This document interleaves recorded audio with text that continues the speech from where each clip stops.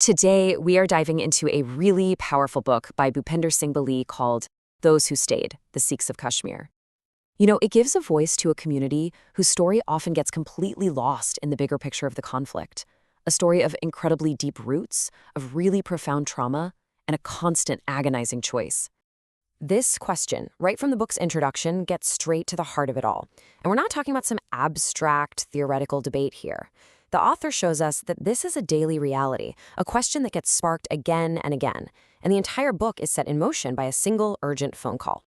So the book immediately drops us into a very specific place, not in some vague idea, but right here in Srinagar, on a very specific day, October 7th, 2021.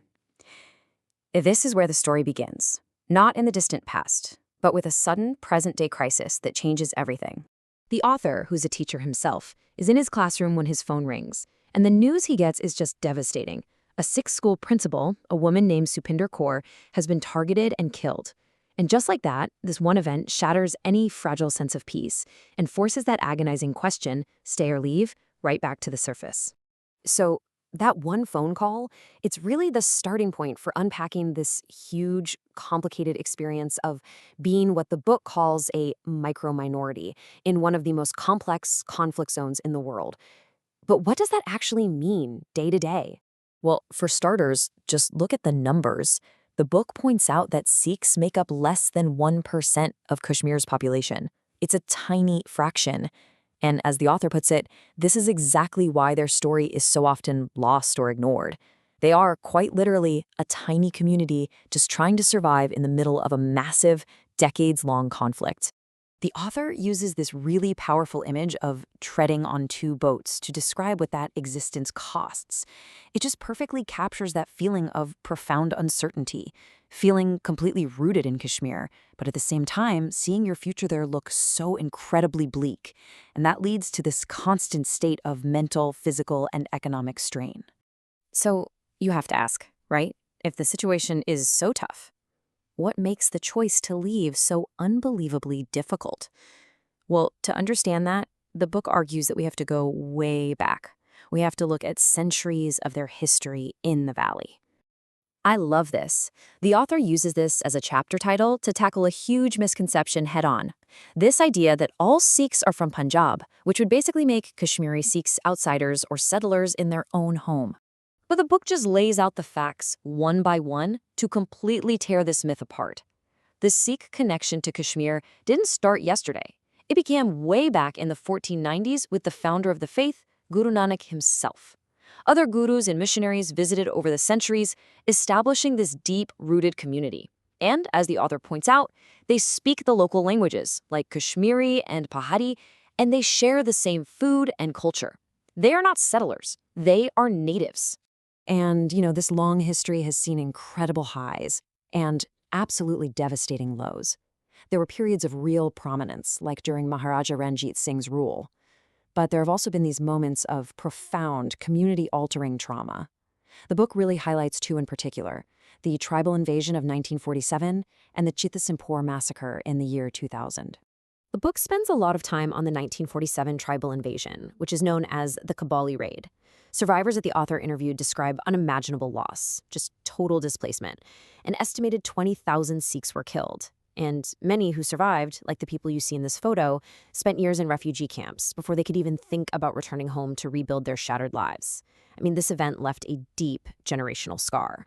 So with that heavy history as the backdrop, the book then explores what life is actually like for Kashmiri Sikhs today. And it paints this picture of daily compromises and this ever-present feeling of being vulnerable. The author talks about this feeling of otherness. It's not always some overt, in-your-face discrimination. A lot of the time, it's a series of subtle and sometimes not so subtle divides. In school, for example, cultural events might be exclusively Islamic. Socially, there's this tradition where Sikhs and Muslims often won't eat food prepared in each other's homes. And the end result, as the author states, is this feeling that you have to settle for the bare minimum and just be thankful for what you get rather than demanding your full rights. But then came the Chittasingpur massacre. And this was a brutal, brutal turning point. For decades, during the worst of the militancy, Sikhs had rarely been targeted directly as a community. But Chittasingpur changed everything. The book captures the community's absolute shock through these firsthand accounts from survivors. Of course, there was this initial outpouring of protest and pure rage, but right after that came this deep sense of abandonment. It was like the world just moved on, leaving the community completely alone with its grief and a terrifying new reality. This event, where 35 Sikh men were just lined up and executed, it made the community's worst fears real. It proved they weren't just potential collateral damage in a larger conflict. They could be the direct target. It just reinforced this fear that their unique identity made them vulnerable from all sides. And the author offers this really stark conclusion for how it feels to be caught in the middle. The community feels like they aren't fully part of the Kashmiri separatist cause, but they also aren't fully protected by the Indian state. They are, in their own words, sacrificial lambs. So all of this, the history, the trauma, the daily reality, it all funnels into a really uncertain future. And the book explores that through this idea of a quiet but steady exodus.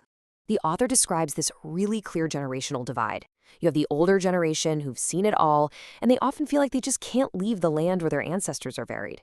But then you have the youth, who see limited opportunities and constant danger, and they are increasingly moving out. The book calls this a silent migration.